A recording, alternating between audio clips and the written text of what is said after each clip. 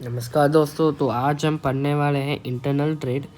तो चलिए अब हम स्टार्ट करते हैं। तो इंटरनल ट्रेड, तो इसका सीधा सा तात्पर्य यही है कि जो हमारे कंट्रीज़ में हो रहे हैं, मतलब जो हमारे कंट्रीज़ में हो रहे हैं उन्हें हम इंटरनल ट्रेड से नाम से रेफ़र करते हैं। ठीक है, मतलब जो हमारे डोमेस्टिक टेरिटरी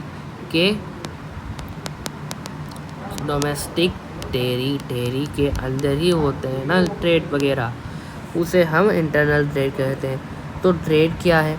तो ट्रेड का तात्पर्य यही है कि जब हम सामान को खरीदते हैं और उसे बेचते हैं तो इसे ही हम ट्रेड कहते हैं। ठीक है, लेकिन जब हम इसे हम अपने देश में करते हैं तो ये इंटरनल ट्रेड कहलाती है। Buying and selling of goods and services within the boundaries of a nation is referred as internal trade।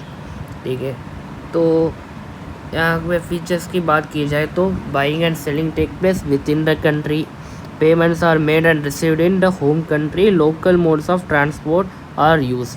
तो यही इसके कुछ फीचर्स हैं। ठीक है, फिर बात की जाए टाइप्स ऑफ इंटरनल ट्रेड की, तो इसे हम दो भागों से विभाजित कर सकते हैं। एक तो होलसेल ट्रेड है, दूसरा रिटेल ट्रेड है।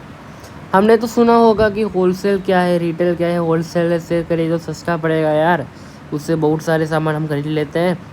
रिटेल है तो वैसे भी अपना ही काम का अपना ही मुनाफा रहता है, ऐसा बात किए हुए हमने सुना होगा। तो होलसेल का मतलब क्या है, रिटेल का मतलब क्या है, जान लेते हैं अभी। तो होलसेलर का मतलब यही है कि ये ना डायरेक्टली मैन्युफैक्चर से सामान खरीद रहा है। मतलब आप अगर ये तकिए का होलसेलर है। होलसेलर का मतलब जो होलसेल कर रहा है, मतलब जो बल्क में कमोडिटीज़ को परचेस कर रहा है मैन्युफैक्चरर से। ठीक है, तो इसे हम होलसेलर कहते हैं। और ये छोटे छोटे ऑर्डर्स लेता है रिटेलर से। तो रिटेलर क्या है वो भी जानते हैं। सबसे पहले होलसेलर का मतलब जान लेते हैं।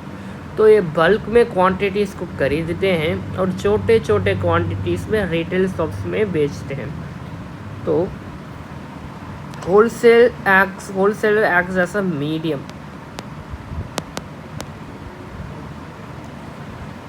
indirectly connects buyers and manufacturer act as a distributor। तो ऐसा हम होलसेलर के बारे में कह सकते हैं। ठीक है, क्योंकि ये क्वांटिटीज़ को बल्क में खरीदते हैं और उन्हें छोटे छोटे क्वांटिटीज़ में रिटेलर शॉप्स को बेच देते हैं। मान लो कि स्टेशनरी का होलसेलर है कोई, मान लो राम स्टेशनरी का होलसेलर है। ठीक है, राम कौन है? स्टेशनरी का होलसेलर है। अब ये क्या करेगा, स्टेशनरी के जो मैन्युफैक्चर होते हैं ना, डोम्स वगैरह, तो इन कंपनियों से ये डायरेक्टली बल्क में क्वांटिटीज़ को खरीदेगा। ठीक है, खरीदने के बाद ये रिटेलर का मतलब क्या है भाई, जो हम अपने आसपास के दुकान में छोटी छोटी क्वांटिटीज़ पे खरीदते हैं ना। जब हमारे एग्ज़ाम्स होते हैं तो हम तब याद आता है हमें कि हमारे पास पेन नहीं है, तो हम पेन जाकर खरीदते हैं। अगर कल कोई असाइनमेंट है तो आज हम जाकर ये 4 शीट खरीदते हैं। तो जब हम जाकर कोई दुकान में खरीदते हैं ना, वो सारी दुकानें ही रिटेलर्स है। मतलब ये हमको बहुत कम क्वांटिटीज़ में सामान देती हैं। अगर आपको बल्क में चाहिए, अगर आप दुकान चलाना चाहते हो तो आपको होलसेलर से खरीदना पड़ेगा। ठीक है, होलसेलर का मतलब ये बहुत सारे वैरायटीज़ ऑफ कमोडिटीज़ को क्या करते हैं, इनके पास वैरायटी ऑफ कमोडिटीज़ नहीं, ये सिंगल लाइन ऑफ कमोडिटीज़ पर ही डील करते हैं। लेकिन इनकी क्वांटिटीज़ जो है वो बहुत होती है, बहुत सफिशिएंट नहीं कर, बहुत सफिशिएंट होती है। मतलब हम इमेजिन भी नहीं कर सकते, मतलब पहाड़ जैसा नहीं है। अगर आप कोई दुकान चलाना चाहते हो तो उसके हिसाब से वो हमें देते हैं, क्या प्रोडक्ट्स को देते हैं। ठीक है। लेकिन अगर आप दुकान चलाना भी चाहते हो, आप होलसेलर से सब कुछ नहीं खरीदोगे। मतलब मैं सिर्फ स्टेशनरी का दुकान चलाना चाहता हूँ तो मैं केवल स्टेशनरी मतलब इनसे ही खरीदूँगा, ऐसा नहीं है। आप अलग अलग मैन्युफैक्चरर के प्रोडक्ट्स को रखोगे, ठीक है। मतलब समझ रहे हो ना, अगर आप एक ही कमोडिटी के प्रोडक्ट्स को रखोगे तो आपकी बिक्री नहीं होगी, आपको अलग अलग सामान खरीदना पड़ेगा। मतलब डॉम्स का एक, क्लासमेट का एक, ऐसा आपको खरीदना पड़ेगा। कुछ लोग क्लासमेट के होलसेलर होते हैं, मतलब क्लासमेट के प्रोडक्ट्स को ही खरीदते हैं, ऐसे भी कुछ होलसेलर्स होते हैं। तो होलसेलर्स के कई प्रकार है यार, ऐसा नहीं है कि बस है कि बहुत सारे होते हैं। मतलब जो एक व्यक्ति डॉम्स का होलसेलर होता है, एक तो क्लासमेट का होता है, ऐसे बहुत सारे होते हैं। नहीं मैं बस क्लासमेट का खरीदूँगा, तो अगर आप सोचोगे, विचार रखोगे, तो हर बंदा क्लासमेट खरीद नहीं पाएगा, ठीक है, क्योंकि वो बहुत एक्सपेंसिव होता है। लेकिन डॉम्स भी एक्सपेंसिव है, ऐसा नहीं बोल रहा, ठीक है। मतलब आप हर टाइप ऑफ कमोडिटीज़ को रखोगे, ठीक है, और डायरेक्टली कस्टमर के साथ इंटरेक्ट करोगे, तो ये रिटेलर कहलाएगा, ठीक है। तो आप रिटेलर हो, समझ रहे हो ना बात, बस इतनी सी बात है, ठीक है। Wholesaler acts as a link, मैंने बताया था ना, connection between the manufacturer and the retailer. He purchase goods in bulk from the manufacturer and sells them in small and a lot of retailers, ठीक है।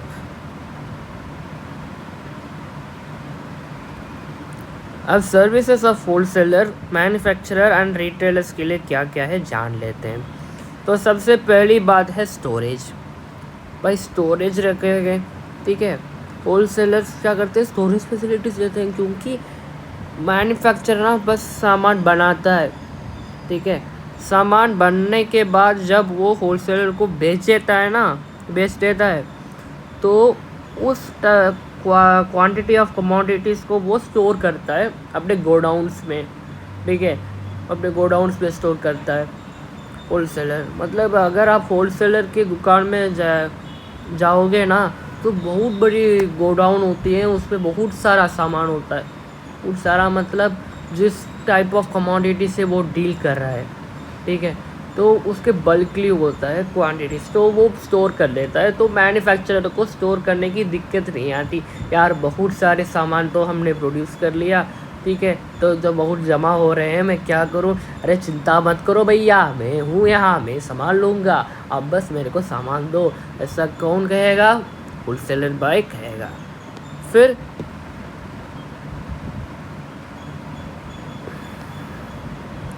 फिर नेक्स्ट आती है help in marketing function. ये कैसे मार्केटिंग फंक्शन में help करता है। मतलब मार्केटिंग फंक्शन का तात्पर्य ये है कि ये सामान को प्रोड्यूसर से डेली ऑन रेगुलर बेसिस खरीद रहा है, तो खरीदने से प्रोड्यूसर का माइंडसेट कैसा होगा, यार हमारा प्रोडक्ट अच्छा है, हम प्रोड्यूस करते रहते हैं, तो वो खरीदेगा, तो खरीदेगा, हमेशा खरीद रहा है। तो ऐसे वो प्रोड्यूसर को एक इनडायरेक्टली वो क्या कर रहा है, एनहांस कर रहा है कि वो अपने प्रोडक्ट्स को बनाए, मैं उसे बेचूंगा।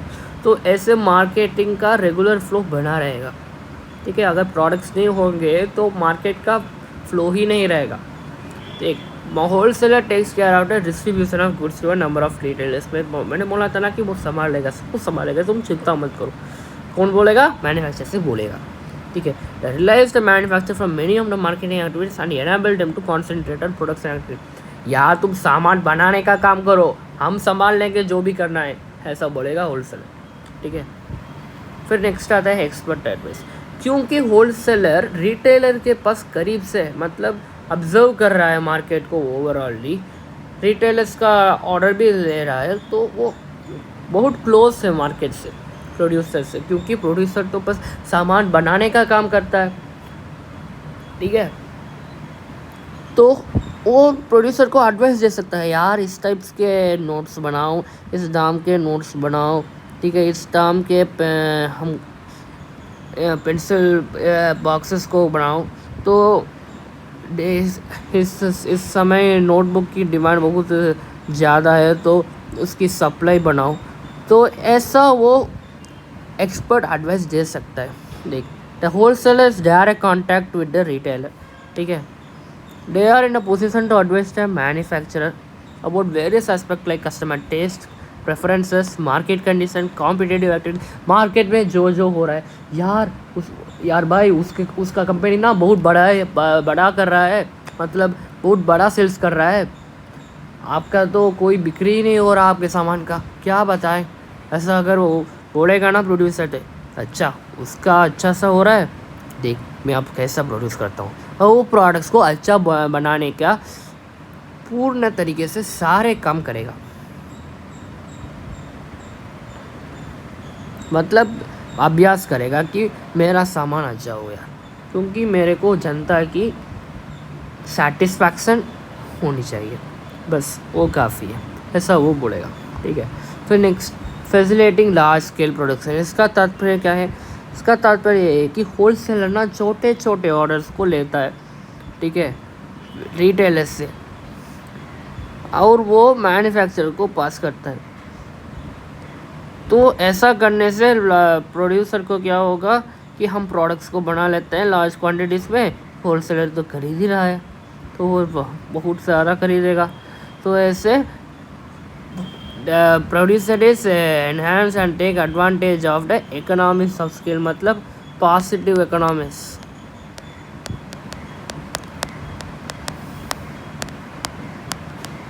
ठीक है, फिर नेक्स्ट आती है फाइनेंशियल असिस्टेंट।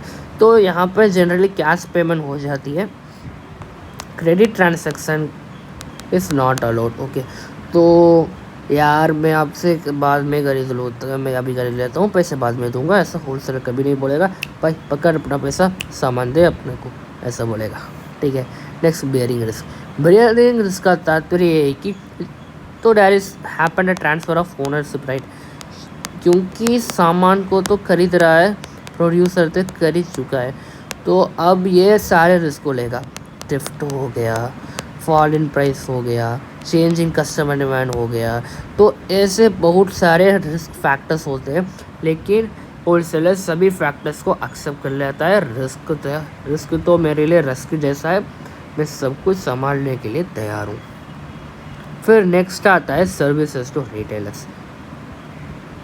अब तक तो हमने प्रोड्यूसर के पॉइंट ऑफ व्यू, हमने तो अब तक होलसेलर के पॉइंट ऑफ व्यू से मैन्युफैक्चरर के क्या क्या मैंने सर्विसेज दिए हमने समझा था।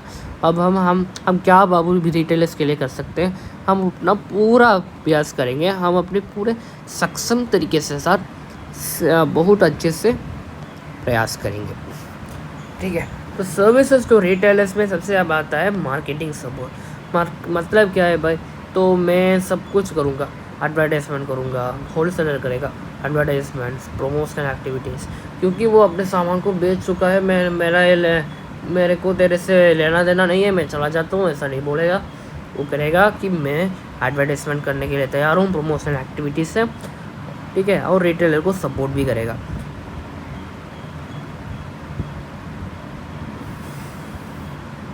तो ऐसा करने से उसके न्यू प्रोडक्ट्स के डिमांड भी ज़्यादा हो जाते हैं। तो डिमांड ज़्यादा होने से होलसेलर को क्या फ़ायदा है, तो उस रिटेलर को सप्लाई तो बढ़ानी पड़ेगी ना, तो होलसेलर को डिस्ट्रीब्यूट करना पड़ेगा प्रोडक्ट्स को ज़्यादा, तो इनडायरेक्टली बेनिफिट हो रहा है होलसेलर, ठीक है।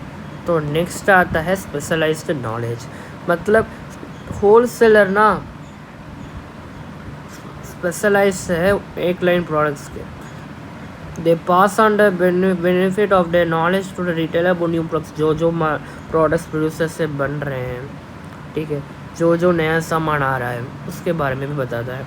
फिर रिस्क शेयरिंग, तो होलसेलर से बल्क से सामान तो होलसेलर खरीद रहा है, तो रिटेलर तो कम क्वांटिटीज़ में खरीदेगा, तो ऐसे कम क्वांटिटीज़ खरीदने से उसका रिस्क तो बहुत कम होगा, ठीक है। तो ऐसे रिडक्शन, फ्लक्चुएसन और रिडक्शन इन प्राइस जैसे रिस्क से वो गुजरेगा नहीं। फिर grant of credit, wholesaler credit facilities भी देता है, किसको? रिटेलर्स को। भाई पैसा बाद में दे देना, सामान खरीद ले, अच्छा है, मार्केट में डिमांड है, खरीद ले भाई। तो बहुत कम amount of working capital is required. Working capital का तात्पर्य क्या है भाई? वर्किंग कैपिटल का मतलब यही है कि देयर इज नो नीड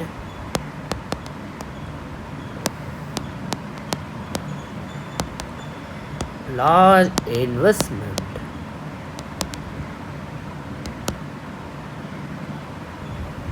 ठीक है,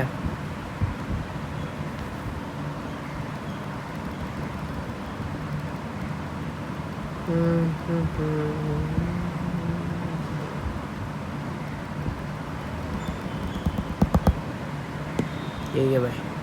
अब नेक्स्ट आते हैं रिटेल ट्रेड। रिटेल ट्रेड में क्या होता है ना, रिटेल में हम डायरेक्टली कंज्यूमर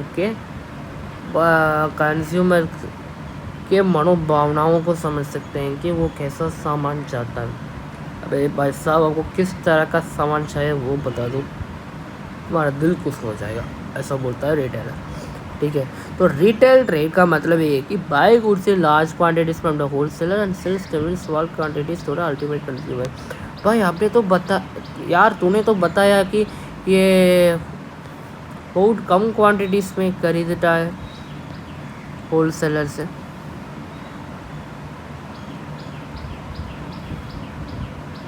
हाँ मैंने बताया था, यहाँ पर भी लिखा है sells in small and lot to retailers, लेकिन यहाँ पर वो बोल रहे हैं कि ये ज़्यादा खरीदता है।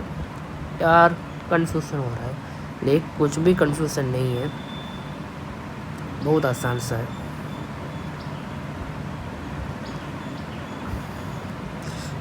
एंड एक यहाँ पर ले यहाँ पर मान लो कि ये एक होलसेलर है, एक प्रोड्यूसर है, तो ये बल्क में सामान खरीद रहा है। अब इसके कंपैरेटिवली ये स्मॉलर क्वांटिटीज़ में ही खरीदेगा ना, ये स्मॉलर क्वांटिटीज़ पता है, मतलब जो हम एक पेन 2 पेन खरीद रहे हैं ऐसा नहीं बोल रहे हैं।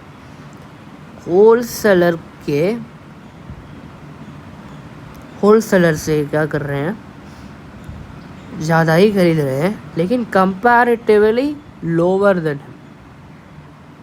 ठीक है, मतलब इसके मुताबिक ये बहुत कम खरीद रहे हैं, यही बता रहे हैं। ठीक है, तो रिटेल में क्या होता है कि ये ज़्यादा खरीदते हैं, मतलब ये स्मॉल क्वांटिटीज़ ही खरीद रहे हैं, स्मॉल क्वांटिटीज़ का खरीद रहे हैं और ये कंज्यूमर को डायरेक्टली बेच रहे हैं। ठीक है, person engaged in retail trade is known as retailer. There are many different ways of retailing: personally, telephone, online form, vending machines. तो सर्विसेज ऑफ रिटेलर क्या क्या है देख लेते हैं। Services to manufacturer and wholesaler क्या क्या है, तो हेल्प इन डिस्ट्रीब्यूशन ऑफ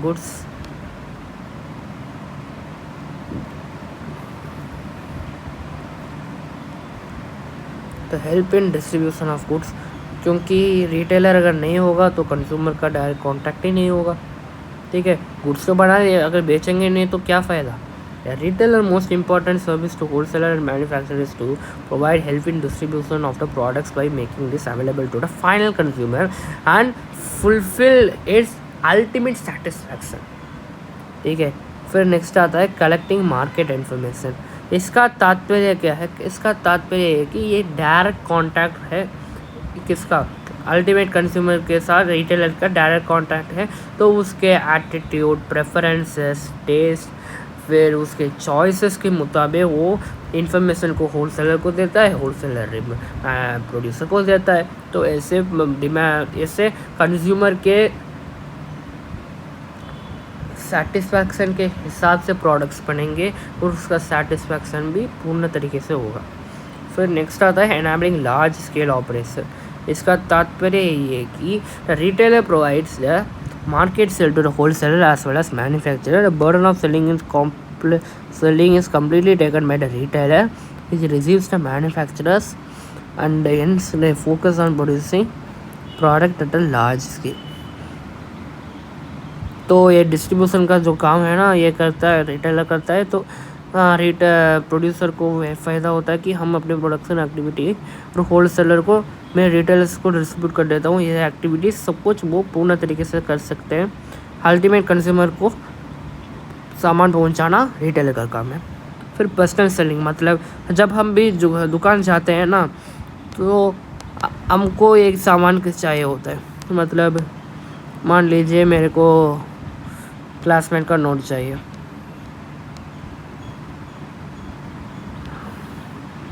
ठीक है, क्लासमेट का नोट चाहिए, लेकिन भाई साहब बोल रहे हैं नहीं भाई हमारे पास क्लासमेट का नोट तो नहीं है, कल आ जाएगा कल ही लेना, कल आ जाएगा कल ही लेना, ऐसा कुछ लोग बोलते हैं। लेकिन कुछ लोग ऐसे भी बोलते हैं कि यार क्लास में तो अब तो बिक्री ऐसा हो नहीं रही है, डॉम्स का खरीदो बहुत अच्छा है, अच्छा सा है। अगर आप आइसक्रीम की दुकान में भी जाओगे ना, मेरे को अरुण आइसक्रीम चाहिए ऐसा बोलोगे, नहीं यार अरुण तो नहीं है, उसमें ना बहुत ऑयल कंटेंट है, आप ये वाला आइसक्रीम लो क्वालिटी वाल्स का ले लो, ये तो बहुत अच्छा है। ऐसा जब भी रिटेलर प्रयास करेगा कि अपने दुकान के सामान को बेचें तो ये पर्सनल सेलिंग कहलाता है। तो in the process of sale most consumer goods some amount of personal selling effort is necessary, retailer undertakes personal selling and release the producer of this activity.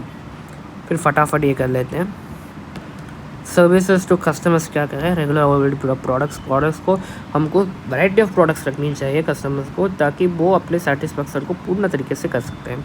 देखिए उनका सेटिस्फैक्शन पूर्ण तरीके से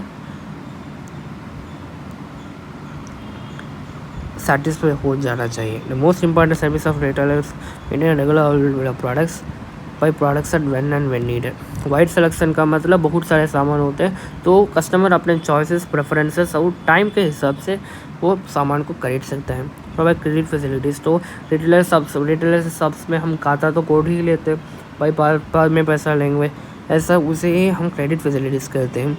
आफ्टर सेल्स सर्विसेज का तात्पर्य ये है कि सेल्स के बाद जब भी हम होम डिलीवरी करते हैं और सामान के रिफ़ंड मांगना, रिटर्न करना सामान को, ये सब आफ्टर सेल सर्विसेज कहलाते हैं। तो आज के लिए इतना ही, धन्यवाद।